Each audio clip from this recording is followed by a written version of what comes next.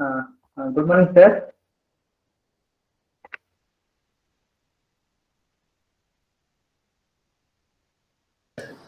Yeah, good morning. Yes. Yes, sir. Good morning, sir. Yeah, good morning.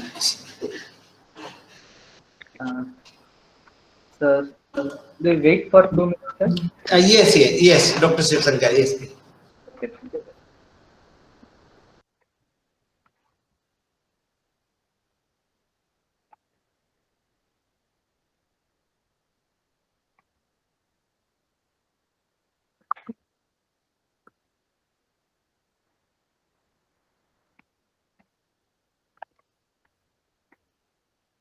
Participants, before we start the session, it's a sincere request to you not post anything related to attendance or feedback in the chat box. Yeah, so of course you can write your queries or anything in the chat box, but for the attendance leak, please don't post here. I will post link maybe after certain time. Okay, so it's a sincere request to here. So yeah, just if you have any queries or whatever maybe, so that you can write here, but don't write anything regarding attendance here. And also question and answer session that is also open. So if you wish, you can write there also. In fact, you should write there in question and answer session.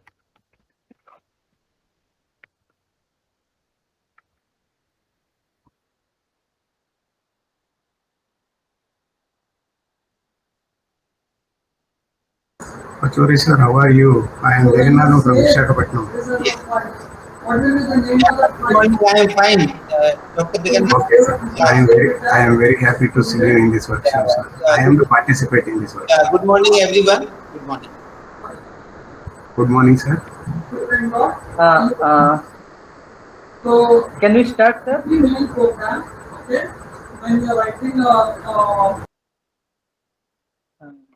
Sorry, sir. Can you start?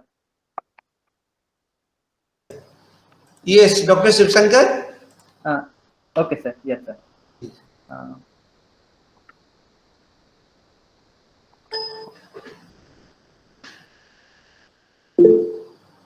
Okay, so welcome to good morning, everyone. Yeah, once again, welcome to this second session of third day. Okay, before that, sir, with your permission, can we record this? Yes, I yes. think, yeah, I think it's recording. Yeah. Okay. Okay. Yeah. So yeah, welcome once again, participants. Welcome to the second session of third day. So today we have Professor Ram Vilas Pachori with us. So Professor Ram Vilas Pachori, he hardly needs any introduction. But okay, so let me take this opportunity to introduce Professor Ram Vilas Pachori. So, Dr. Ram Vilas Pachori received the BE degree with honors in electronics and communication engineering from Rajiv Gandhi Technological University, Bhopal, India in 2001. MTech and PhD degrees in electrical engineering from Indian Institute of Technology, Kanpur, IIT Kanpur, India in 2003 and 2008 respectively. He worked as a postdoctoral fellow at Charles Delaunay Institute, University of Technology of Troyes, France during 2007 to 8. He served as an assistant professor at the Communication Research Center, International Institute of Information Technology, Hyderabad, India during 2008 to 9. He served as an assistant professor at Department of Electrical Engineering, IIT Indore, India during 2009 to 13. He worked as an associate professor at the Department of Electrical Engineering at IIT Indore during 2013 to 17, where presently he has been working as a professor since 2017. He is also associated with the Center for Advanced Electronics at IIT Indore. He was a visiting professor at the School of Medicine, Faculty of Health and Medical Sciences, Taylor's University, Subang Jaya, Malaysia, during 2018 to 2019. He worked as a visiting scholar at Intelligent Systems Research Centre, Ulster University, Northern Ireland, UK, during December 2014.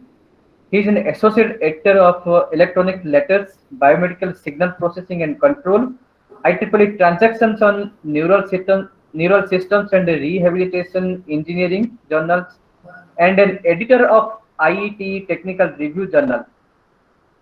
He is a senior member of IEEE and a fellow of IET and IET. He has supervised 14 PhD, 20 MTech, and 14 BTech students for their thesis and projects.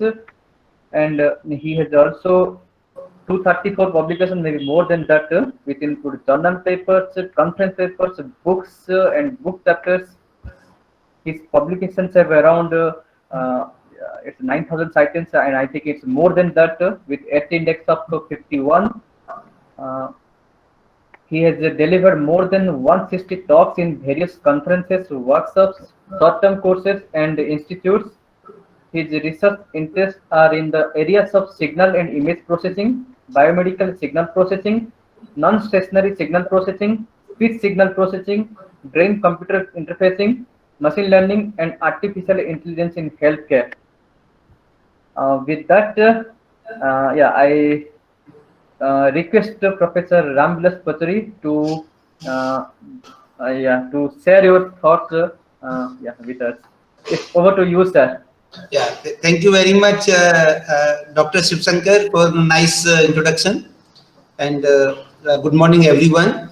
And I would like to convey my thanks to course coordinators, Dr. Deepak and Dr. Shivsankar, for providing me this opportunity to deliver a talk in this faculty development program on artificial intelligence for speech and biosignal processing.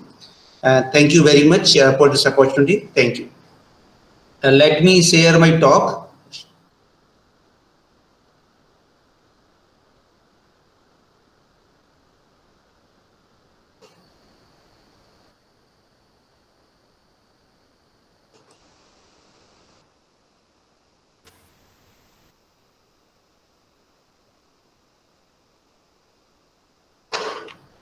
Are you able to see the slides? Yes, sir. Yes, sir. Okay. Yes, sir. Yes, sir. Good morning, everyone. So today's talk is on artificial intelligence for EEG signal processing and analysis. So in this talk, we will see use of signal processing techniques and machine learning techniques for automated analysis and classification of EEG signals. And these actually EEG signals, they represent electrical activity of the brain. Generally, what doctors do when you visit hospitals and they record EEG signals, they print it on the paper and they do visual analysis. And based on the visual scanning of these printed signals, they perform diagnosis. That is very time consuming, and it has some problems that also we will see in this talk. And due to there are many reasons, there is a lot of actually motivation or interest in the literature to develop automated methods for these analysis and classification of these signals. And so in this talk, we will see the signal processing techniques like empirical mode decomposition and advanced Wigner-Village distribution, the smooth pseudo-Wigner-Village distribution, and multivariate transforms for extracting the suitable features. And once you have these set of features, then with the help of machine learning, artificial intelligence, we can develop automated classification system, and nicely we can separate the classes corresponding to normal and abnormal categories using these EEG signals. And we will see that the three problems in this talk. One will be focused on epilepsy, diagnosis of epilepsy disease, and second one will be focused on diagnosis of sleep disorders, and third one will be based on the diagnosis of emotions, human emotions, based on the EEG signals. And once you actually have such kind of automated systems, you design with the help of artificial intelligence using these EEG signals, they can be represented in the form of software, and nicely we can install these software in the computers, in the smartphones, mobiles, and the smartphone will become really smart. So actually, nicely we can use these algorithms for the assessment of the brain diseases, and we can detect these diseases in the initial level, and that is very good for health. So with this background, let us start this talk. So this is the overview of talk. First we will see introduction, and after that we will see empirical mode decomposition based features for analysis of normal and seizure EEG signals, and then we will see classification of seizure and non-seizure EEG signals and detection of epileptic seizures. Normal means the person never had epilepsy attack, and seizure means they are the patient in the present time they are actually suffering from epilepsy disease. And non-seizure means it includes seizure-free and like seizure. So seizure-free and normal. So norm like seizure-free means earlier they were the patient of epilepsy, but now treatment has been done and now they don't have seizures, so they are seizure-free. So when you combine seizure-free and normal classes of EEG signals, which provides us non-seizure EEG signals.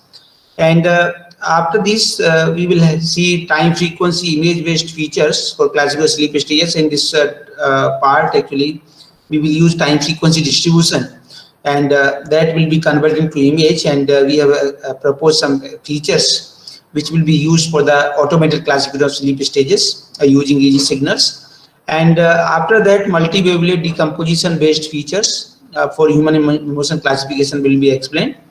And in the end, conclusion will be provided.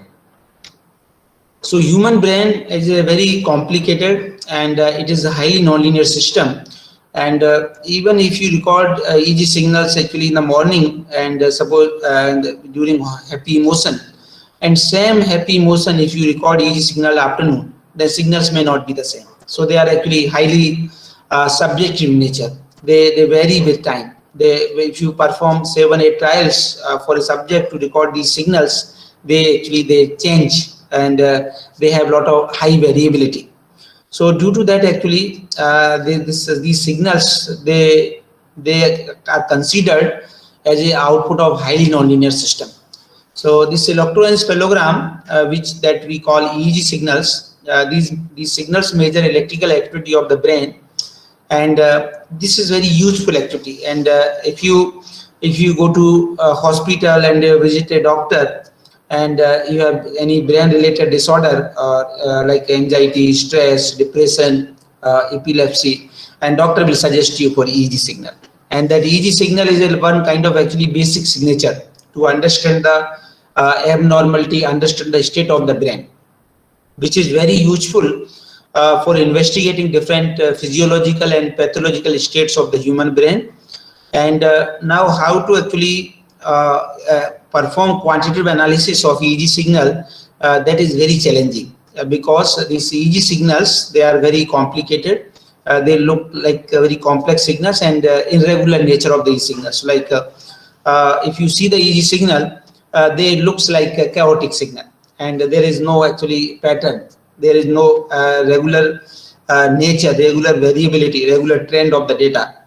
So due to that, it is very difficult to analyze. And also another problem, the EEG signals, they are highly non-static signals. Like even in the literature, it has been shown that even for a small scale of the data, these signals are non-stationary. So like what we do actually in signal processing, we use mathematical models to represent the signal. If any of the parameter of this considered model is changing with respect to time, then we call it non-static signal. And EEG signal falls in such classes. And even like even you take even 25-30 samples that we have used to represent the EEG signal, which found the parameters to be time varying. So due to these reasons, actually it is very challenging task to use mathematical rule or quantitative way to interpret the EEG signal. What generally doctors do, they actually when you go to hospital, visit doctor, then they take your EEG signal and then they print this EEG signal on the paper, and then actually they perform visual scanning of these EEG signals, and that is very time consuming. And sometimes somebody may be suffering from sleep disorders, so your recording actually has to be done for entire night, and that is not possible every time. After 1 hour, half an hour, you take printout, and you take or you monitor EEG signal on the screen always. So that is very time consuming, and sometimes it may be inaccurate also. Like you have taken EEG signal of half an hour, if you print, then variations will not be visible, clearly visible in the data. So due to that, actually, this process of visual scanning is very complicated, and it is also suffers from subjective judgment, and also it has human error.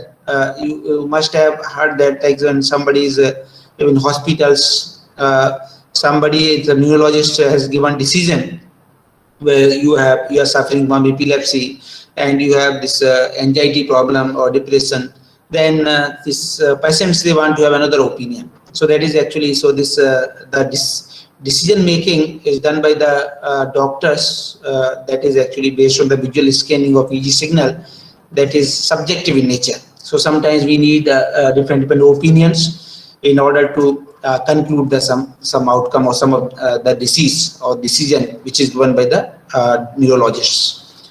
And such kind of scanning, such kind of diagnosis is performed by the trained professionals. So they have a special training, and then actually they perform this. So due to all these reasons, there is actually a lot of interest in the literature to extract the features from the signal, and then based on these features you develop automated system which can perform automated classification of these signals corresponding normal and abnormal classes. And these actually, once you have set of features which are extracted from the signals, EEG signals, they have a lot of interpretations, and you can associate these set of features with the level of the disease. That is one of the beauty of the feature-based classification systems.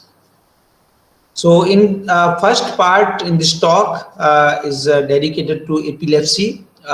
So we have proposed methods for analysis, classification, and detection of epileptic seizures. So epileptic seizures or epilepsy, these are actually are the outcome of the transient and unexpected electrical disturbance of the brain.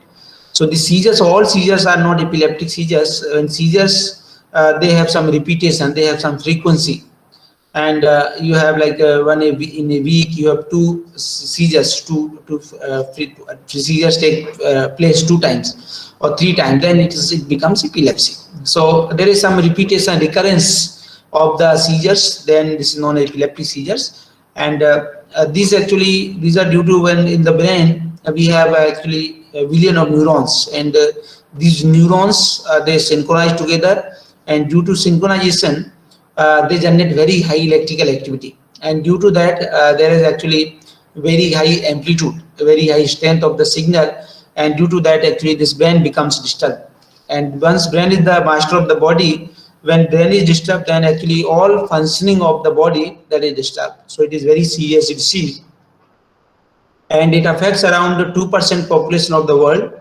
So we have proposed area parameter for analysis of normal and epileptic seizure EEG signals, and then bandwidth parameters for classification of seizure and non-seizure EEG signals, and then instantaneous area for the automatic detection of epileptic seizure. So these are 3 methods we will see in the detail. And in this work actually we have used empirical mode decomposition based features. So let us have a brief overview for the motivation for using this empirical mode decomposition. So actually this EMD, that is recent developed techniques actually. So in signal processing, the first technique that is commonly used technique for signal analysis, that is Fourier transform. And in Fourier transform we use sinusoidal functions as a basis functions, and these sinusoidal functions they are periodic in nature, and they extend from -infinite to +infinite, and they have infinite duration. And due to that actually resolution, concentration and focus, that is proportional to 1 upon spread. And these sinusoidal functions, they have infinite spread, and due to that they have zero time localization. So zero time localization or zero resolution in time domain, and due to that these sinusoidal functions, they are not able to represent EEG signals in better way, in meaningful manner, because there is no time. These EEG signals are non-static signal, and their properties or their parameters, they change with time. And the basis functions that we are using to analyze the EEG signal, they don't change with time. So due to that reason, the sinusoidal functions are not suitable for representing non-stationary EEG signals. And then there was actually use of window functions to make it stationary. So that is a windowed Fourier transform. This is also known as short time Fourier transform, STFT.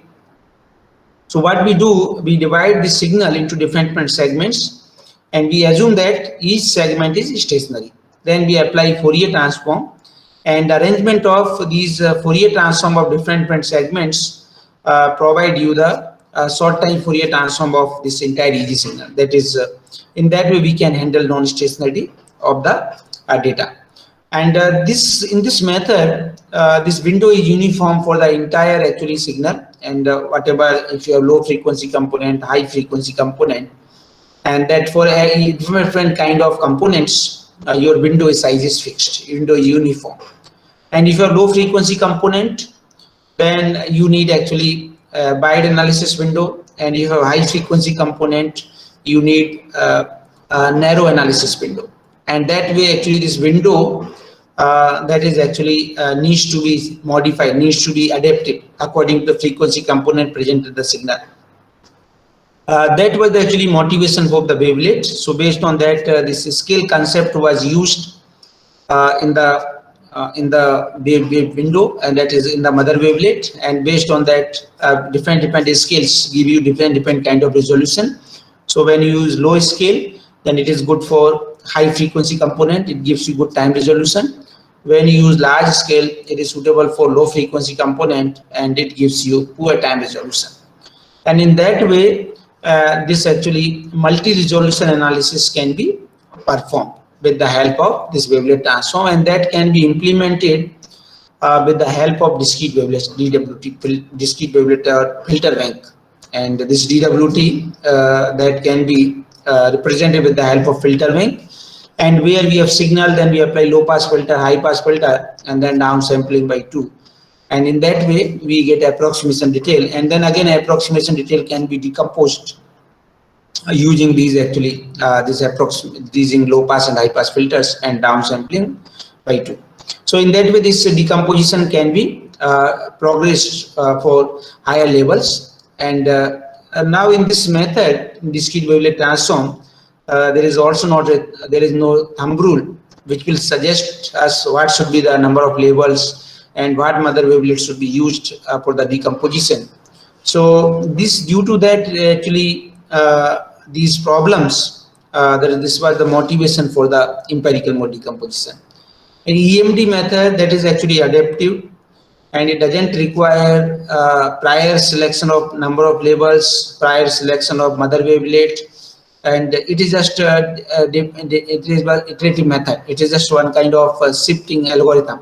It is one computer algorithm. You just give the data, and it will run, and it will check some conditions, and based on that, it will give you the components. And these components, they are known as intrinsic mode functions, IMFs, because they are obtained from the signal itself. So that is why we call them intrinsic mode functions. And they are different than this like sinusoidal functions we use in Fourier transform, wavelets we use in wavelet transform. Your signal is actually is not sinusoidal. It is EEG signal, but you represent in terms of sinusoidal. And similarly, wavelet transform, your signal is not wavelet, but you are representing signal in terms of wavelet. So here actually, here in EMD method, you are representing signal in terms of such basis functions which are part of the signal. So these basis functions, whatever we obtain from the EMD method, they are very useful, and they may have physical interpretations, physiological interpretations for the representing data, and that is very good tool to understand the medical phenomena that is actually highly nonlinear and non-stationary. So there is no information about the how this data is changing or how data is actually generated. So due to that, actually these reasons in this work, this EMD method has been studied. So we have EEG signals, and then we apply this EMD method. It will give you IMF, intrasimode functions, and then we apply an analytic signal representation based on the Hilbert transform on these IMFs, and then actually then we obtain area feature, which is based on the modified central tendency measure, and then we apply Kruskal-Wallis statistical test, which will give you the discrimination between normal and severe EEG signals.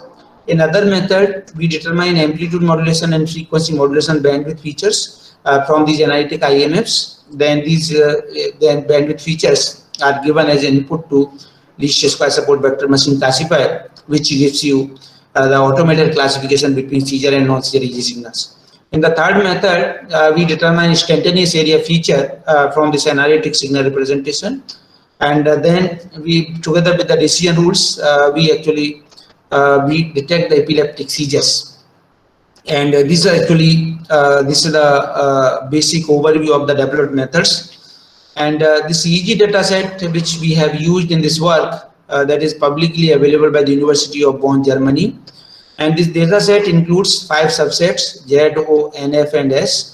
And the subset Z includes EEG signals. They are recorded from the eyes open conditions from healthy subjects. And O subset includes the EEG signal recorded from the eyes closed condition from the healthy subjects. And the subsets N and F, these signals actually, these subsets, they contain EEG signals recorded under seizure-free condition. And subset S includes the signals, actually EEG signals, they are recorded from the seizure subjects. So in this way, this data set has a recording for normal subjects, seizure-free subjects, and seizure subjects. So each subset includes 100 single channel EEG signal, and duration of each EEG signal is 23.6 seconds. And the sampling rate of EEG signals in this data set is 173.61 Hertz. And these signals have been recorded with the 128 channel amplifier system using common reference, and based on the visual inspection by the neurologist, these signals are detected for different classes. And they are stored in form of different print sets, and that can be used for the research purpose. The EMD method, which is actually very useful for nonlinear non-state signal analysis, and it is an adaptive method which does not require condition of stationarity of the data, and this is data dependent method and does not require any design of basis functions like in Fourier transform we have sinusoidal functions, in wavelet transform we have wavelets. And this EMD method can decompose a signal into set of narrowband tracing mode functions that can be represented with the help of amplitude and frequency modulated signal model, AMFM signal model. So this is actually considered as a general from the Fourier transform, where we represent signal in terms of sinusoidal functions. So here this parameters of sinusoidals like amplitude and frequency, they allow to vary with time. So that gives you the concept of AMFM model. So these IMFs, they can be considered as AMFM signals, and this when you represent signal with the help of IMFs, that can be considered as a amplitude and frequency modulated signal model, AMFM signal model. So this each IMF satisfies 2 basic conditions: number of extrema and number of zero crossings must be the same or differ at most by 1. So this condition actually ensures that the whatever IMFs we derive, they are like sine cosine function, and the mean value of the NV defined by the local maxima, local minima is 0. So this means actually these IMFs, whatever actually we get, they are like they're symmetric in nature. So this whatever IMFs we obtain using EMD method, they are symmetric in nature and they are like sine cosine function. And these IMFs are obtained based on the this residual concept. So like first we have signal, then we determine maxima and minima, then we obtain the envelopes corresponding maxima minima, then we determine average of these 2 envelopes, and then we subtract this from the signal, and that we call residual, and this satisfies 2 conditions. Then we call it IMF, otherwise we will repeat the same process. So once your IMF, for example, 1 is derived, then you subtract this first IMF from the signal, then you will get residual, then again you repeat the same process. So in that way, we obtain all possible IMFs from the signal, and in the end of the decomposition, signal can be represented as a sum of these IMFs plus the residual. So this is one example where you see this is the epileptic seizure EEG signal and its corresponding IMFs. So the first IMF is corresponding to a low scale, that is highest frequency component present in the signal, and the 8th IMF is corresponding to lowest frequency present in the signal, that is corresponding to large scale. So the IMF 1 can be considered as an approximate detailed part of the signal, and IMF 8 can be considered as the approximation part of the signal. So there are IMF 1 to 8, they are ranked from high frequency to low frequency in order. And the signal actually that has spikes, signal has impulses in the form spikes and impulses, and it has large amplitude, and which actually this is due to synchronization of neuron that we have seen. So when synchronization, so due to that, the presence of spikes and large amplitude, and this can be decomposed in the form of symmetric components that you can see from the IMFs. Then this proposed method is based on the analytic signal representation, and we have represented, for example, the CT plus J times its Silver transform, that gives you the analytic signal that is complex signal. So its amplitude and phase, they are varying with time. And the analytic signal representation of mth IMF is given by the equation 2. That is actually that is complex signal, and here AMT the time varying amplitude and YM the time varying phase. And analytic signal representation of IMFs satisfy following two conditions.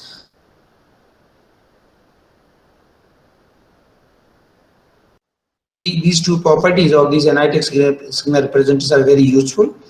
And here you can see this is the analytic signal representation of EEG signal and IMFs. So EEG signal, there is no geometry, there is no actually pattern, there is no geometrical feature that there is no symmetry like area kind of circular symmetry that you have in IMFs, IMF1, IMF2, IMF3, IMF4. If you see the analytic signal representation of IMFs, they have circular symmetry. That symmetry is not available in the analytic signal representation of EEG signal. So there is actually presence of multiple centers. So due to this, actually based on the circular symmetry and unique center, and there is direction of rotation, we have defined this area parameter as a feature to discriminate normal and seizure EEG signals based on this analytic signal representation of IMFs. So how to determine this area parameter in automated manner?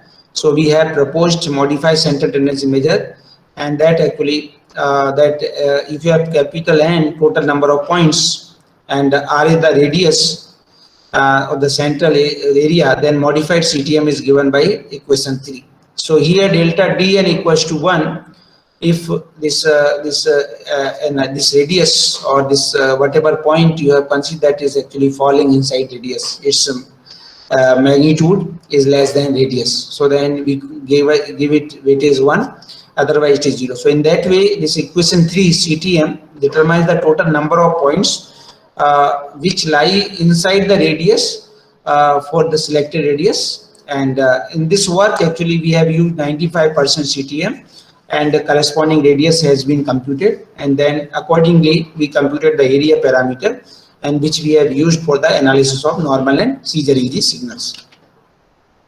And once you have this area parameter, then we have defined instantaneous area, which is measured from the trace of the windowed analytic IMFs. So what we do, we have analytic IMFs, we divide this analytic IMF into different segments, and then each segment we compute area, and then we interpolate this all area values, and that we get the instantaneous area.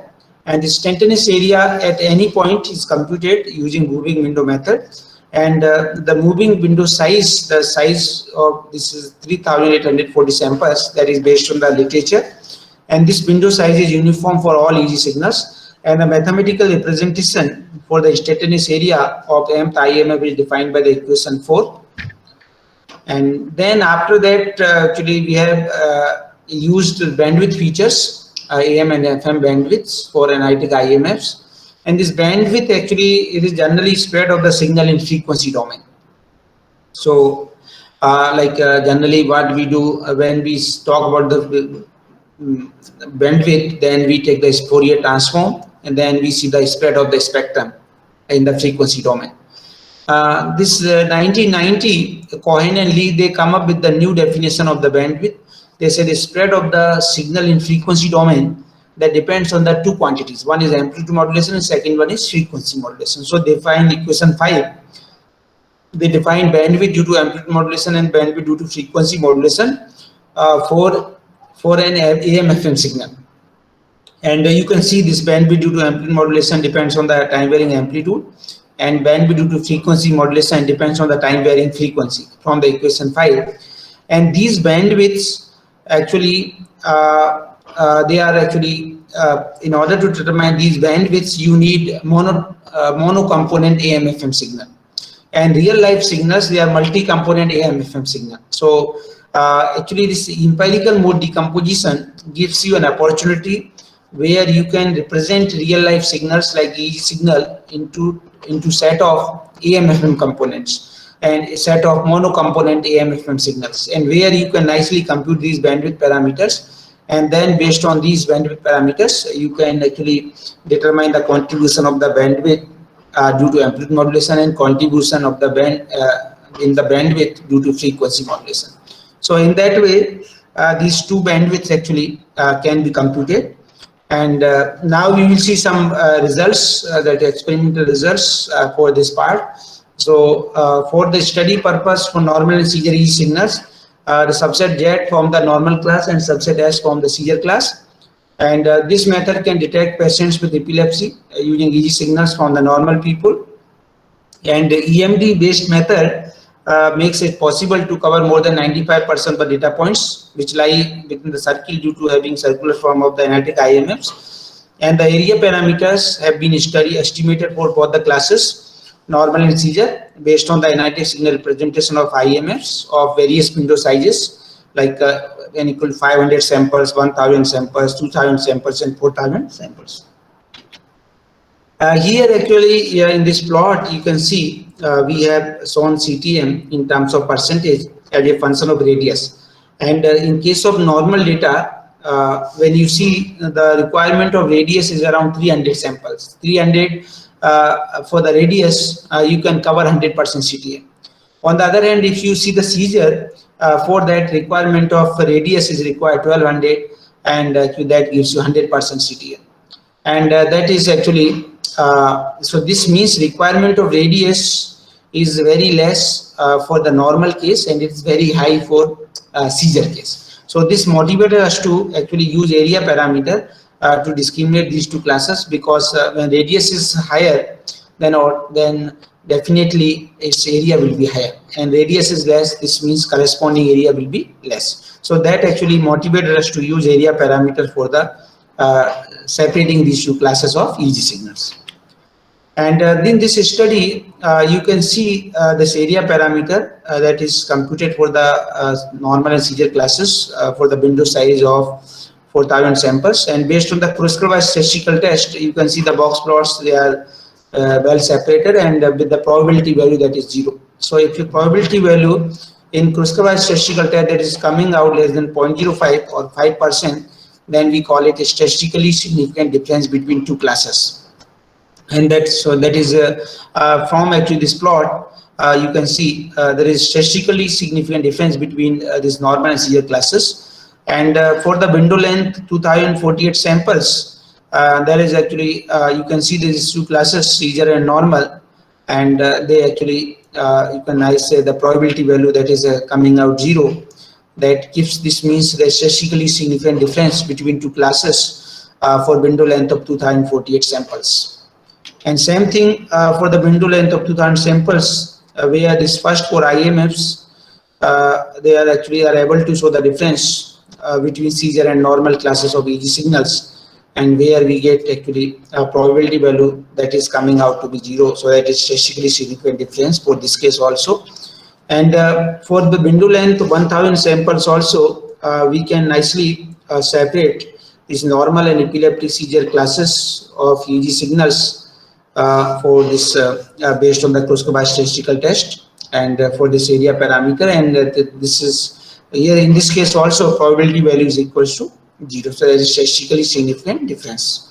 And from the for the window length of 500 samples also actually we have statistically significant difference between these two classes, seizure and normal, and in this case also we are getting probability value that is equals to 0.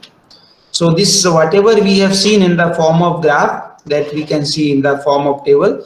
So for this subject normal seizure, different window size 500, 1000, 2000, 4000 samples, and here you can see the minimum and median and maximum value of the area parameter for the first IMF, second IMF, third IMF, fourth IMF, and that actually that case is nicely you can see for the normal case the value of area is less, and for seizure case value of area is larger, is higher. That is so that is actually that is also clear from the box plots, and we can have nice separation. There is a much difference between these two set of values.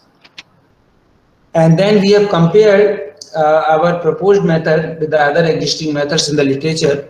So like Nigam and others, Srinivasan and others, this Kanathan and others, Parath, Suvasi, they use various signal processing methods and machine learning techniques, and they got actually accuracy that is below 100%.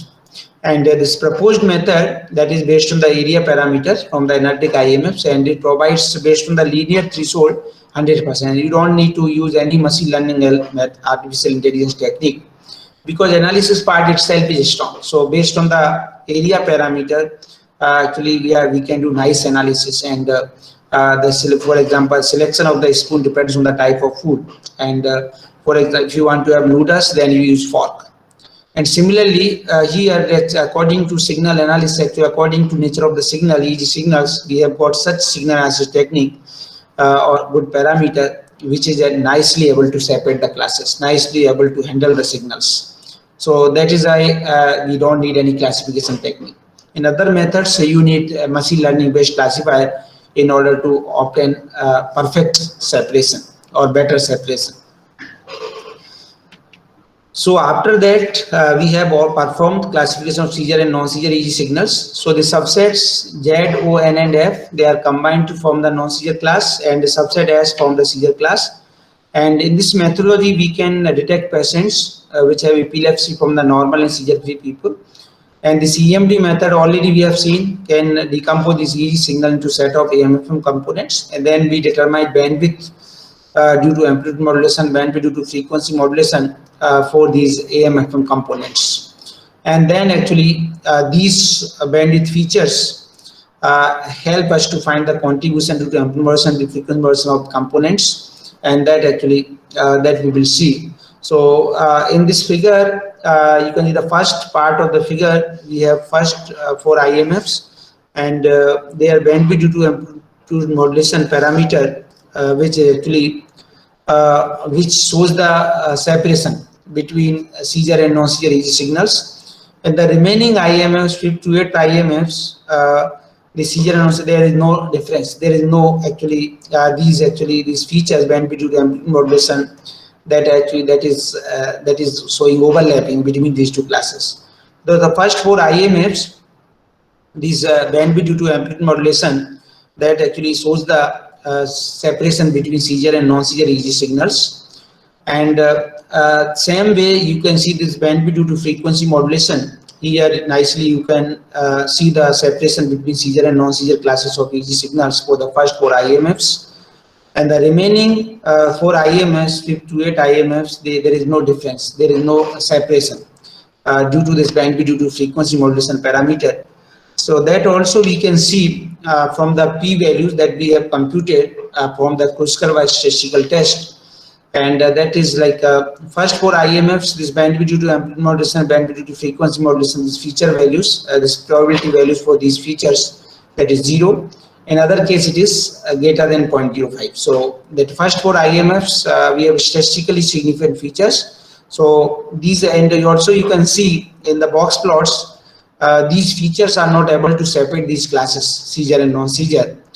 And so that in order to have more accurate classification between these seizure and non-seizure classes, actually we use least square support vector machine classifier, and that gives you the more accurate classification. So in this work we have used LSSVM, least square support vector machine classifier, together with these AM and FM bandwidth parameters in order to have more accurate separation between these seizure and non-seizure classes of EEG signals.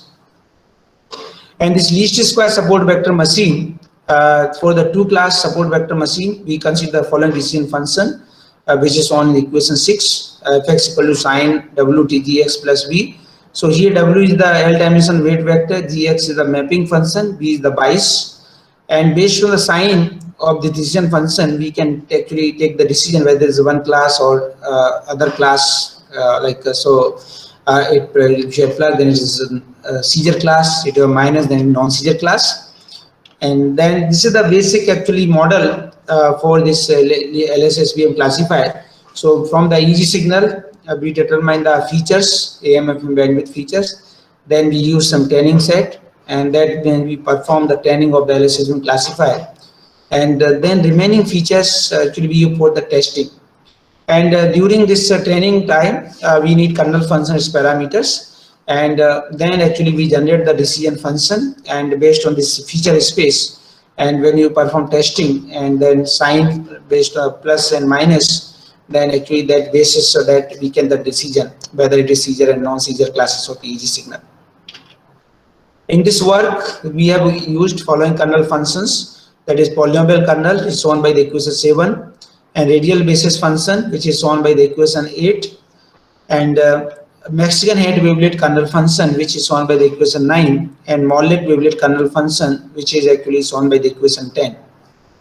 And then in order to measure the performance actually or performance evaluation, we have used the following performance measures: sensitivity, specificity, and accuracy.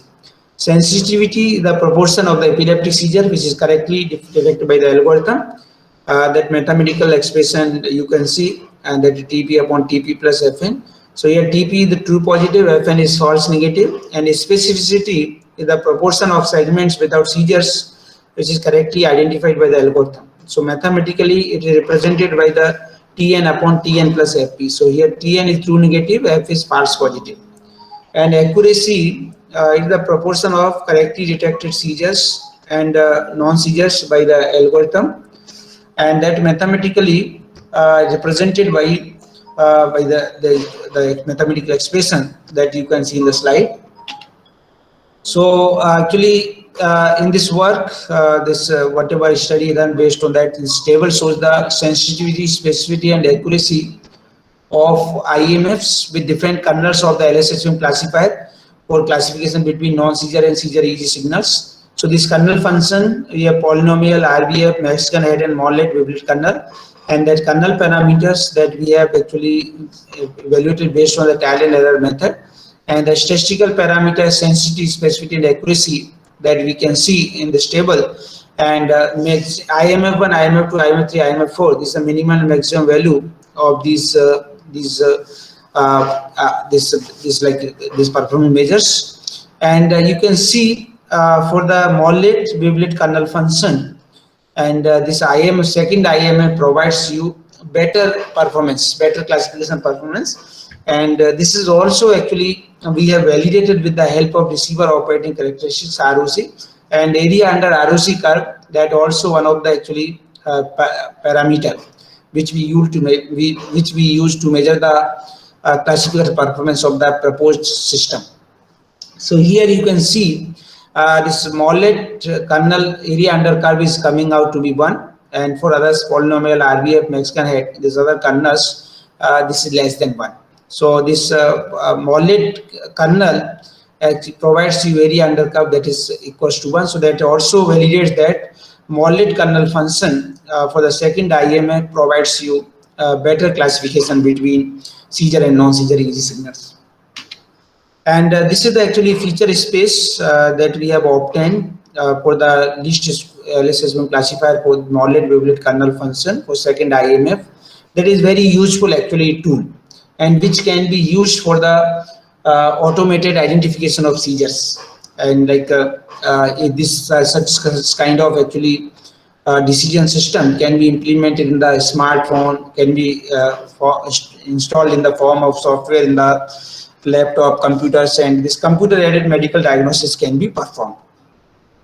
So here actually, for example, suppose you want to use this method in the villages, rural areas, you just need a EEG recording system, and that these days wireless EEG recording systems are coming, and you just put the electrodes, this will be, the EEG signal will be recorded, and then you'll perform EMD method, and which will give you, you can select pick up second IMF, then you determine bandwidth parameters, bandwidth due to amplitude modulation and bandwidth due to frequency modulation, and then you map these features in this space, feature space, and if it is coming in the shaded region, then we call it seizure, otherwise it is non-seizure. So in that way, nicely you can perform automated detection of seizure and non-seizure EEG signals using these these bandwidth features of the second IMF of EEG signals.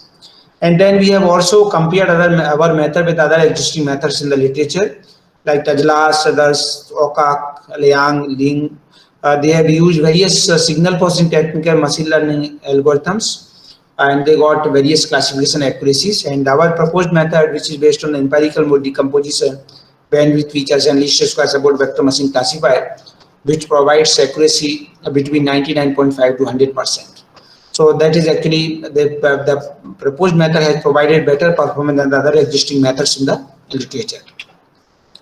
And after that, actually we have proposed epileptic seizure detection method that can be used for the real-time detection of epileptic seizures. So detection of epilepsy based on the visual inspection of each signal is very time consuming, and it may be inaccurate, particularly for long data recording that we have seen in the earlier slides also. So when a seizure occurs, the automated seizure detection method can help in providing immediate required treatment for the epileptic patients. So for example, somebody driving a car and somebody is getting epilepsy attack, then automatically this alarm will be on, and person will stop the driving car, and then actually you can provide the epilepsy drugs, and then this attack can be bypassed. So such automated detection methods are very useful for actually epileptic patients. And instantaneous area, which we have measured for the trace of the windowed analytic IMFs of EEG signals, can provide rule-based detection of epilepsy seizures. So this EEG database, which is publicly available by the University of Freiburg, Germany, has been used in this work. So this data set includes invasive EEG recordings of 21 patients. They are suffering from medically intractable focal epilepsy. So there are two types of actually EEG recording. One is invasive, and the second one is a non-invasive. So this is like surface EEG recording. So that for invasive EEG recording, we need surgery. So for generalized epileptic seizures, the surface EEG recordings, they are sufficient. But when you have focal epilepsy, then they make some place in the actually brain, some regions, and you have to identify that particular region accurately. For that, we need EEG signals actually recorded from the inside of the brain. That for that case, we require invasive EEG signals. And this EEG data, which we have acquired using digital video system, has 128 channels, and sampling rate is 256 Hertz, and it has 6 bits analog to digital converter. And in this study, 3 intra-source records of 9 patients focal epilepsy, which is originated in the temporal lobe region, have been selected. And this has total 90 segments. Out of 90, 51 of them without seizures, and 39 segments with having 1 seizures. So this is one very good example of EEG signal that you can see. In the middle we have epileptic epileptic seizure. And now when you apply this EMD method, then you have nice 3 IMFs, and this you can see second and third IMF, they show the presence of this epileptic seizure, which is not clear from the signal. But when you compute instantaneous area of these IMFs, then you can see the instantaneous area of IMF1, IMF2, IMF3. It is so the clearly boost up, and this clearly that region where you have epileptic episode. And here in this figure, this circles in the beginning and ending of this epileptic episode, that you can see these, they are actually based on our proposed method. And the dashed line in the beginning and end, they are provided by the neurologist. So these are the reference points for these detection performed by our method. So our detected actually points, beginning and ending point, they are coming in the reference which is provided by the neurologist. So this epileptic seizure detection based on the instantaneous area of IMFs can actually has been performed based on the following decision rules. So the first decision rule requires the computation of threshold of instantaneous area of IMFs of EG signals for all channels, and the threshold of mth IMF is computed by the equation 11. And second decision rule requires the identification of those seizure activities which are available in at least two of the three instantaneous area of IMFs of each channel. And third rule requires making an interchannel decision by identifying those seizure activities which are present in at least two of the three channels, where presence of seizure activity in each channel is decided by the rule 2. So based on the actually these three rules, we take decision in the favor of the majority. Like out of three channels, if two channels they are corresponding to seizure, then we take decision in the favor of seizure. If they are remaining, if out of two channels are corresponding to seizure free, then they are actually that we will take decision in the favor of seizure free.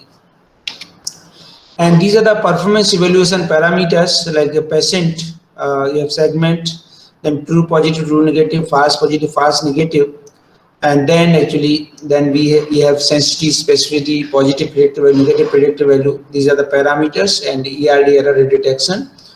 And here you can see this PPB, NPB, and ERD. These are the actually mathematical expressions of these parameters, and other sensitivity, specificity already you have seen. And these sensitivity, specificity, these for PPB and NPB, they are expected to be higher, and they are coming higher also in our method. And EID is expected to be less, that is coming to be less. So we are getting actually the desired results and expected results in our proposed method. Then we have compared our method with other existing methods in the literature. So this Orozco others, Correa others, they used the energy of IMFs and the energy of EG signals, and they got various parameters, sensitivity, specificity, PPB, NPB, ERD. And our proposed method, which is based on the instantaneous area measure of analytic IMFs, EG signals, that actually that gives you a better sensitivity, better specificity, better PPB, better NPB, that is higher than the other existing methods in the literature. ERD is expected to be less, that is coming lesser also as compared to the other existing methods in the literature. So our method actually has provided better performance than other existing methods in the literature. And after that, we have actually proposed time frequency image-based features for classification of sleep stages. So these EG signals are commonly used signals for the classification of sleep stages. And the sleep stages actually classification is a multi-class classification problem, and is very useful for the diagnosis of sleep disorders. So around 1964, RNK standard was proposed, and which gives you the sleep staging. And according to RNK standard, the sleep actually includes 6 different sleep stages: awake, non-rapid eye movement, S1, S2, S3, S4, and rapid eye movement. Rapid eye movement stage actually very useful stage, and this is one of the stages which is responsible for the dreams, like deep sleep. In India, we call it Brahma Muhurta, morning time, 3 to 5 o'clock in the morning, that we have rapid eye movement. So that's deep sleeping. And this is actually sometimes people interpret dreams when you see during this stage of the sleep. Even rural areas, if you have seen some dream, and if you say a dream with your family members or your village, rural in village, then they will ask you what time you have seen the dream. If you say I have seen in the night 12 o'clock, then they will not take it seriously. But you have seen dream in the morning time, then they take it seriously. They may be true. So that is like deep sleeping. So this even like if you see Ramayana, this Mandodari have seen actually dream, and during dream she found that this her husband Ravan is going to die, and that means she mentioned to Ravan that she has seen in the dream that you are going to die. So that actually that prediction was done in the dream itself. And this in villages, many people they interpret it like some girl has seen the Bengals in the dream, then actually village people interpret that there is like she's going to get married this year. So there is a, they expect a lot of celebration and parties, and they do preparation accordingly. So actually, old time there were a lot of interpretation for the dreams, and a lot of research is going on to understand the dreams based on the sleep stages, and the people are associating this EEG signal for different objects. Like if you see monkey, then what is the EEG signal? If you see the human, then what is the EEG signal? And if you see different objects corresponding, so we develop the library, and based on that we determine what is the dream for different what is the interpretation, what you have seen the dreams, then they interpret. And alcoholic people, they don't cover rapid eye movement stage, so that alcoholic people, they cannot see the dreams. So this indirectly, the people they take alcohol, they accumulate the depression, they are not sleeping properly. So recently, another method of sleep staging has been developed, that is American Academy of Sleep Medicine. According to that, now S3 and S4 stages have been combined, and according to this American Academy of Sleep Medicine, now it has 5 stages of sleep. And these 5 stages according to American Academy of Sleep Medicine, and 6 stages according to RNT standard, they are multi-class classification problem, and there is a lot of actually interest in the literature to develop machine learning or artificial intelligence based approaches to classify these stages in RNT standard and American Academy of Sleep Medicine. So we have proposed a methodology for the automated identification of this the sleep stages using EEG signals. So we have EEG signals and corresponding different sleep stages, and then we obtain time frequency representation based on the pseudo Wigner distribution. Then we obtain time frequency image. Then we perform segmentation of time frequency image of EEG signals based on the frequency bands of rhythms, and then we obtain features based on the histogram of sub images of EEG signals. Then these features are given as input to multi-class T-square support vector machine classifier, and that gives you the 5 stages of RNK standard, 6 stages for RNK standard, 5 stages for American Academy of Sleep Medicine. And this EEG data set, which is publicly available online, which we have used in this study, and this recording have been obtained from 8 males and females whose age vary from 21 to 35 years. And the recording includes horizontal signals is sampled at 100 Hz. According to RNK standard, this data set has been divided into 6 stages.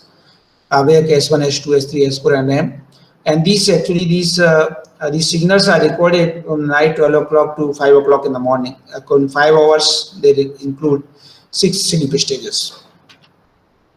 And then actually, we have used a smooth pseudo Wigner distribution that is shown by the equation 11, that is mathematical expression, and we have this time frequency representation based on this method can be seen in this figure.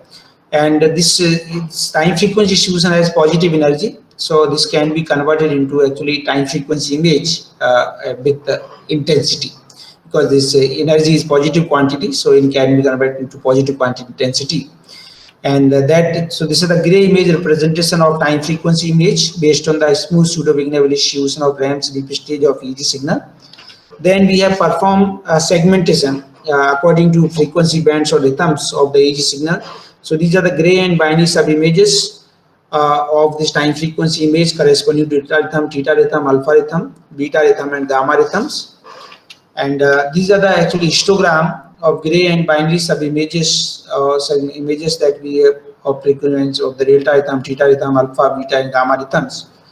And then we have, these are the mathematical models, mathematical actually expressions for the obtaining the features. And that is maximum count of pixel intensity in the histogram of gray subimage that we defined with the help of equation 12, and the spread in the histogram of gray subimages, which is defined by the equation 13, and then aspect ratio in the histogram of binary subimages is defined by the equation 14. So these features actually we have based on the histogram of these subimages have been computed.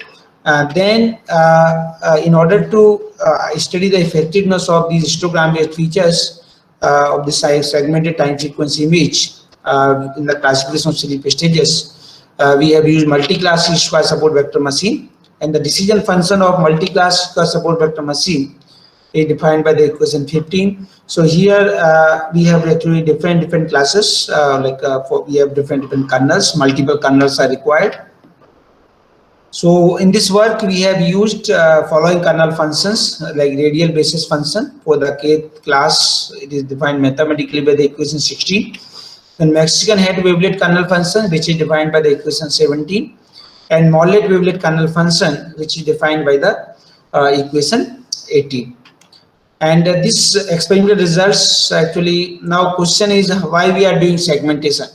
So that actually also we have studied this performance measures without segmentation of time frequency image and with segmentation of time frequency image.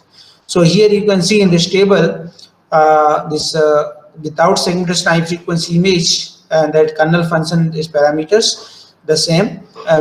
When you perform segmentation of time frequency image, then you get better performance, better in terms of total accuracy. So for example, if you use Morlet kernel function, then total accuracy is 79.99% without segmentation, and when you perform segmentation of time frequency image, then Morlet case its accuracy 92.93%. So that is actually you can see there is a lot of significant improvement when you perform segmentation of time frequency image, and that basis. So due to that, we have actually used the segmentation of time frequency made this work. And this is the confusion matrix for the classification accuracy in terms of percentage for the sleep stage of each signal for Morlet wavelet kernel with window size of 64 samples. And when you this is a comparison study for the classification sleep stage according to RNK standard. Dorosenko and others 2007, they also use signal processing and machine learning based methods, and Boral and others. And you can see in this table the obtained classification accuracies for different sleep states and total accuracy. So in case of Doris and Cobb and others 2007, they got 61.08% classification accuracy, and Boral and others 2010, they got 69.98% classification accuracy. And our proposed method, which is actually based on time frequency image and multi-class square support vector machine classifier, which provides 88.47% classification. So that is very higher as compared to the other existing methods in the literature studied for RNK standard. And then American Academy of Sleep Medicine, this Su and others 2013, they actually got 87.20% classification accuracy.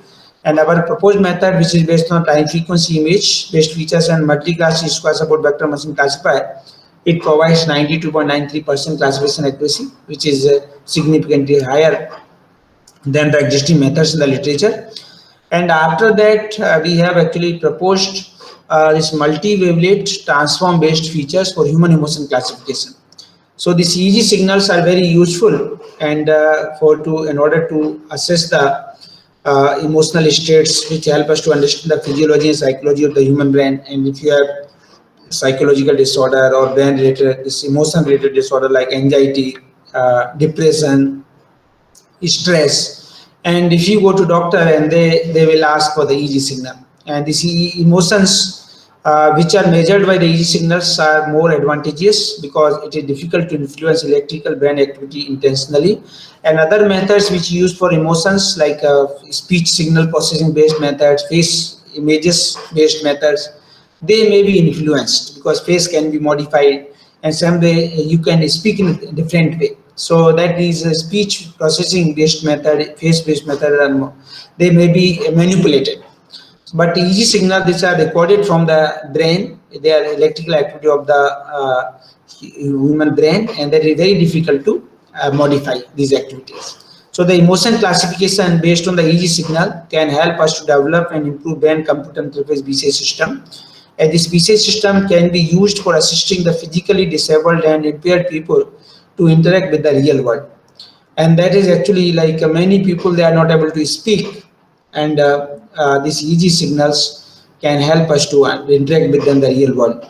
For example, somebody is not able to, is not feeling well, and is suffering from fever, and you can provide the treatment, but we don't know what is the effect of treatment because he is not able to speak. So such cases we can record EEG signals, and based on the signals that are corresponding to happy emotion, then we understand that these medicines are showing effect, and that person is now feeling well.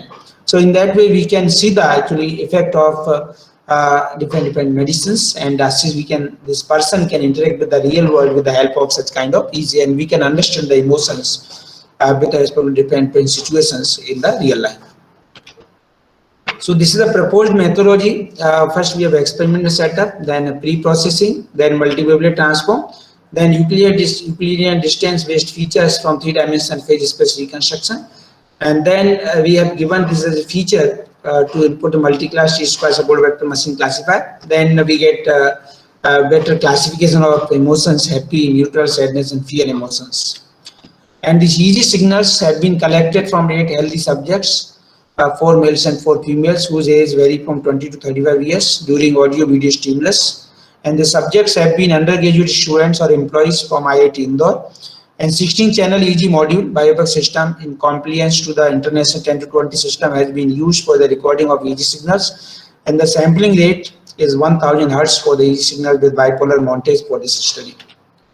And this study has examined 4 emotional states, which include happy, neutral, sadness, and fear. And this experiment 3 audio-video stimulus with 5 trials for each emotion. 8 subjects with F3, F4 channel of each signal have been used.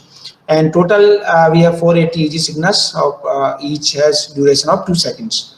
And you can see the location of these electrodes in the electrode cap, and also this arousal and valence diagram, this location of these emotions. This is the actually complete methodology for the human emotion classification. So we have this person, subject watching video, and then we have EEG recording system, and different emotions will be introduced in the subject, and then we can measure them in the form of EEG signal. Then we perform pre-processing. Then this pre-processed signals, then we apply non-state signal decomposition, which will give you a set of components. Then we extract features from them, and then we apply these features to classification system. Then actually you have automated classification of emotions. And this multi-wavelet is an extension of the idea of scalar wavelet, where multiple scaling functions and multiple wavelets are used instead of single mother wavelet. And the multi-wavelet offers the advantages like a simultaneously exhibit orthogonality, short support, symmetry, and second order approximation. So in this work, actually, we have used 3 commonly used mother wave in this multi-wavelets, that is GHM, CL, and SA4. And once you perform decomposition using multi-wavelet, then obtain subbands in order to study the non-linear characteristic or nonlinear dynamics. We have used phase space reconstruction. So this has been shown very popular tool, and especially it has been used in speech processing to understand the nonlinear dynamics of the speech generation. And that's a phase space reconstruction of the subband signals can be mathematically represented with the help of this expression that you can see in the slide. And this now we have performed 3rd level multi-wavelet decomposition, and then you have 4 bands. One is approximately 3 details, and now you can see the this is a 3D phase space representation of these 4 bands, 4 sub signals, and that actually now this variability, how to quantify using these features. That is actually there's a mean of equivalent distance.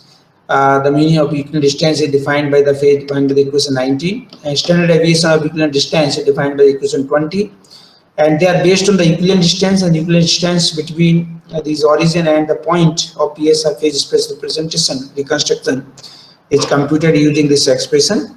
And this is we have done for 2-dimensional, 3-dimensional case, 3-dimensional, and you can extend this for higher dimensional case also. And this experiment study, we have used GHM-CL for multi-wavelet, and we have applied 3rd level decomposition based on these 3 multi-wavelets. And then we have obtained 4 subband signals. Then we obtained phase space reconstruction of these 4 subband signals. Then we obtained the mean and standard deviation of the equivalent distances computed from the PSR of these subbands. Then these features have been used as an input to multi-class square support vector machine classifier with the RBF kernel, Mexican head, and Morley wavelet kernel functions.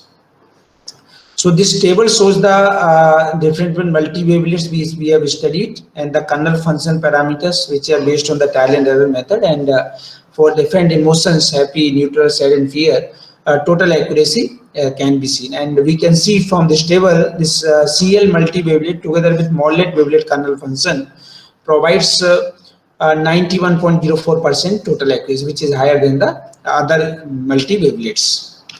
And this is the confusion matrix of Morlet wavelet kernel function of the multi-class support vector machine classifier for classification emotions from EEG signals with CL multi-wavelet.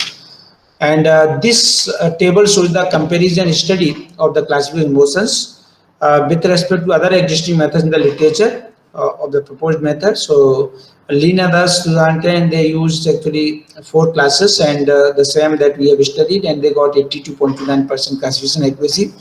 Wang and others they in 2010 they used this same 4 classes and they got 66.5% classification accuracy. And our proposed method that uses same 4 classes and got 91.04% classification accuracy. So this is the conclusion of this entire talk. The area which we have measured from the analytic IMFs are having circular form in the complex plane, and this can be used as a feature in order to discriminate normal and seizure EEG signals. And this area parameter is very simple, and that is actually it can be used by the common people for the epilepsy diagnosis, because disease doesn't see whether you are poor or rich or you are engineer, doctor, or you are doing job or not doing job. For disease, everyone is same. So this parameter should be similar to the actually should be like that everybody can understand it. So we believe that this parameter is very simple area parameter which can be used by the common people for the diagnosis of epilepsy. And the bandwidth parameters, bandwidth due to amplitude modulation and bandwidth due to frequency modulation of the IMFs of EEG signals can be used as a feature in order to classify seizure and non-seizure EEG signals. And we have seen the Morlet wavelet kernel function has provided better classification. And good classification accuracy has been achieved for the classification of seizure and non-seizure EEG signals. And we have proposed patient-specific system for the automated detection of epileptic seizures from the EEG signals based on the standardized area parameter. And this actually has provided good detection of seizures in real time. So this method can be used in real time epileptic seizure detection. Which is based on the rule-based detection. 3 rules we have proposed for the detection of epilepsy. Time frequency image-based method that we have seen, that is actually a very useful concept. And these days there is a lot of trend in the literature to use time image for classification purpose, like deep neural networks, convolutional neural network, where we need signal in the form of image. And this time frequency image gives you a platform where this one-dimensional signal like EEG, speech, and electrocardiogram, all these signals can be converted into time frequency image. Then you can use this advanced machine learning technique, the CNN and DNN, deep neural network, for the automatic classification of the different pin classes. And there we have seen the segmentation of time frequency image, then we computation of the histogram, and together with the histogram based features, we get a very good classification of the sleep stages using multi-class G-square support vector machine classifier. And the mean standard deviation of equivalent distances, which is based on the 3-dimensional phase space reconstruction of sub-signals, can be useful to measure the emotional changes in the brain. And we have classified the 4 emotions, and we have obtained classification accuracy of 91.04%, which is higher than the other existing methods in the literature. So thank you very much.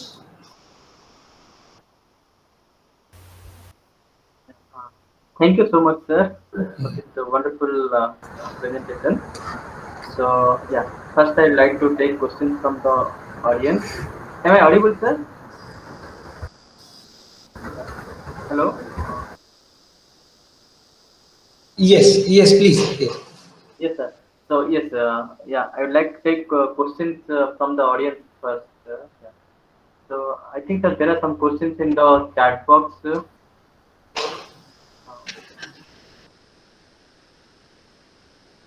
Okay, also in yes, some of them have asked. which are the good data sets for EEG-based emotion classification? Yeah, actually, for EEG based emotion. Yes, sir. Yeah, emotion, that is actually there are standard data, publicly available databases are there that can be used for assessing the deep database. There are public 2-3 standard databases are there. They're publicly available. And Srinivas has asked, wavelet is applied initially on the EEG signal and then it is given to NN. Okay, so his question is whether wavelet is applied initially on the EEG signal as pre-processing and then it is given to NN or not. Yeah, this Dr. Shivsankar. Yes, sir. Yeah, could you please repeat the question? So Srinivas actually he has asked the question Yeah. whether wavelet was applied initially on the EEG signal and then it is given to NN or what. Srinivas, so if you are here, why don't you ask? Yeah, it will be Srinivas. Are you here? Oh, this is Yes, there. yes, sir. Yes, sir. Yes, sir. I think in the chat box it is written. I will see. Yes, sir. Okay. So this actually question, which are the good data sets for EEG based emotion classification? So there are actually standard databases and like deep database. So you search on Google, it will come, and what I will do, I will share these information about these databases to Dr. Shivsankar, and Dr. Shivsankar will share to all of you. And when the 1020 system, what method works best for separating individual components in the recorded E signal from visual cortex for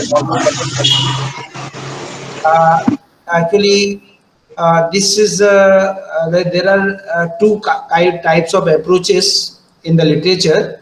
One kind of approach, whatever the database the signals you record from the electrode cap, they perform joint analysis, that is known as a multivariate analysis. So where actually you can take this entire, like for example 256 EG signal as input, then you perform multivariate decomposition techniques to get the components.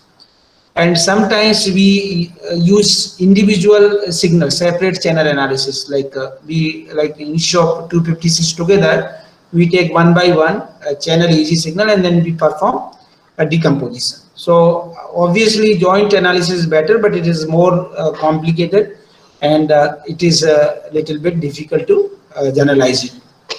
So it suffers from computational complexity, and at the same time we want to have good results. At the same time, diagnosis of epilepsy, we want a real-time implementation. So there is compromise between the computational complexity and the good accuracy, good like relevant results, relevant components for the diagnosis purpose. Then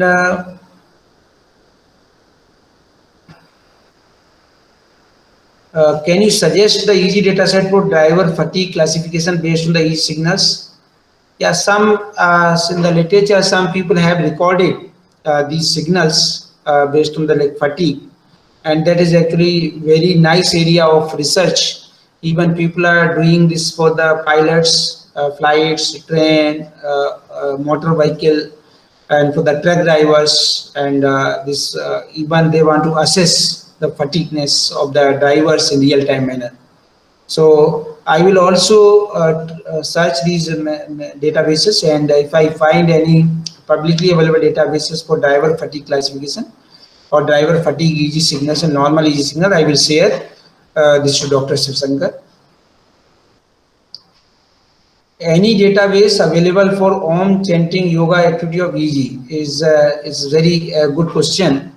Yeah, actually already professor from some doctor from AIMS, they have studied actually this Gayatri mantra or some there are different way of chanting, and they have shown the rhythm change of the EEG rhythms when you perform these prayers. And recently in our laboratory we have also studied the effect of chanting of Hare Krishna Mahamantra on EEG signals. So like when you chant this mantra, then there is significant change in alpha rhythm, its power increases, so this means concentration increases, and that is actually, so this is also one of the direction, and lot of research can be done.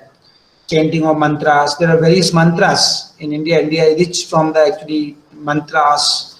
We have a lot of chanting ways, and one can study the effect of chanting in the group chantings are there. Chanting also with the with the instruments, with the various actually atmospheres. So there are various actually different ways people perform chantings. So that also can be, there is a lot of scope.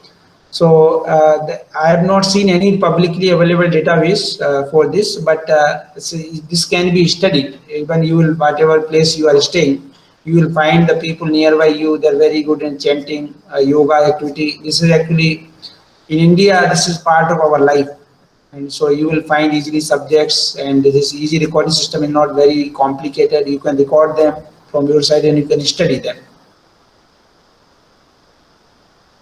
Is any data set available related to pain recognition EEG signal? That is, I will go through it, and this is also actually very good direction and pain recognition. And people say I have pain, but nobody knows. And sometimes doctors also they give you medicine, and if you have one nice evaluation of the pain, then it is very good. Sometimes some people say I have pain, but they don't have pain in the stomach. So that if we can have the signals associated with the pain, then it is really it can be used for the assessment of the pain. Even it is good for the people, they are not able to express their pain, they are not able to speak, they are handicapped kind of people, they are not able to express their feelings. Then for such people, easy signals based method will be very useful. So I will also see all these things. If I find any material, I will be happy to share you. Any other questions, Dr. Shivsankar? That Yes, sir. multivariate question I have not seen here. Sir, my point is my question is that mostly the training and all or neural network based things are happening directly by giving the input itself. Means here wavelet is applied and then given to neural network. Means any particular EEG reason signal, behind it, or no, wavelet decomposition, it will give you different subbands. okay, sir. Okay, sir. Yeah. And that also you can perform denoising also by selecting some subbands corresponding to high frequency component. Others you can use for features. Oh, it's a kind of pre-processing kind of one, and then we are going to give it to neural network. Yeah. Pre-processing Okay. part actually wavelet can be used, but here we are not using any wavelet decomposition. Pre-processing just artifact removal. We use ICA. If you have Okay. multiple channels, then you can remove some insignificant channels. Yes. And some filtering is required so that you can remove undesired Yes, frequency yes. components. Artifacts removal, etc. Yeah, such kind of thing. Yes, sir. Thank you, sir. Yes, sir. Sir, Uma Devi has another question. Yeah, I have one more. please. Yes, Priyanka, you go. Yeah, thank you, sir. Sir, actually, I'm working on other signal processing. I'm not exactly working on EEG. Now I extended my area to EEG signals, and I wanted to know more about this ICA, which you just spoke about. In independent component analysis, which we use only for denoising of the EEG signals, or can we separate the EEG signals also? Like, for example, alpha, beta, gamma, those waves can be separated using ICA, or it can be used only for denoising or cleaning of the data? Yeah, it is actually useful for source separation. For example, you are in birthday party, and Okay, sir. there are many people are talking to each other. So when you record signal, then you will have mixture of the speech signal from various people, and ICA can help you to separate speech signals from different person. They are coming from different source. So this Okay. ICA is signal separation technique, and Yeah, this it is noise basically blind source separation. noise also can be from one person, one source. So in Okay. that way, you can remove that person or that source, then you will have a denoising. So this ICA, we are assuming that all sources are independent, and in that way you can separate the sources, separate the signals. They are coming from different sources. Yes, sir. But what is that a particular role it plays in EEG signals, sir? Yeah, EEG signal, like if you have used this multivariate, like 128 channel EEG system. So at a Okay, time from the brain, you will have 128 EEG signals. And now okay, out sir. of 128 EEG signals, you may have some signal, they are not actually properly recorded, they are like noise, they are insignificant. So you can actually you can separate, and sometime these two sources, they also can come together from the Okay, inside recording. This two, one EEG signal may be from the mixture of two. okay, okay. So you can separate them in the individual components. Okay, so meaning that can we separate if two, for example, if alpha beta signals are combined, the two different frequencies are combined, can we separate those two frequencies independently using ICA, sir? Yeah, we can do if we are assuming that they are independent to each other. Okay, Independent means this alpha rhythm is coming from one person and beta rhythm is coming from other person. They should be independent. If they are okay, it should not part be of, from the same person. yeah, if part of one signal, then it is not. Okay, okay, sir. They Okay, should be independent. Like you are speaking, and other one is speaking. Both are independent event. okay, sir. If your speech signal, I am trying to extract information from your speech signal, then it is difficult because everything is dependent on it. Okay, sir. So if you have multiple signals and they are independent, then you can apply ICA. Okay, sir. Okay, sir. Got it, sir. Thank you, sir. Uh, One question: how to decide number of IMFs? Is it based on the frequency range of signal like in DWT? That is actually the number of IMFs. We don't decide. Actually, it's an iterative process. It is shifting algorithm. So you get first IMF, second IMF, and after some time, based on the threshold, you can stop this criteria, that shifting criteria. So when you have very less standard deviation, very less energy of the signal, then you can stop it. So it is adaptive. It is like a post-paid mobile.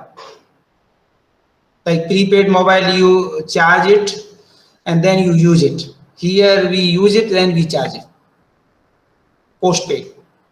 In like Fourier transform, Wavelet transform, we design basis functions from our side. So like prepaid.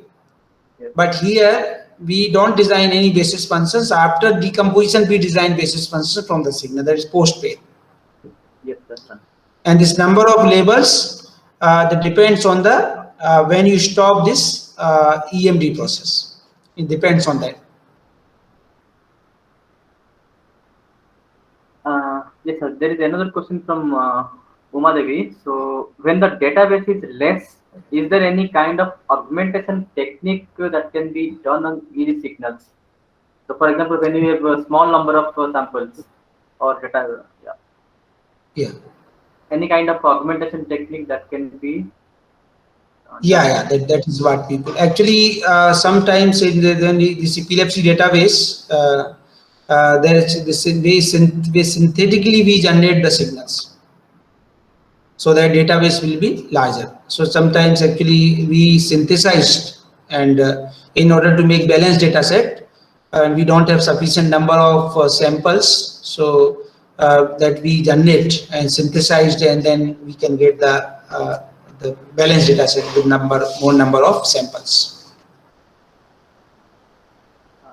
Is any other questions from you?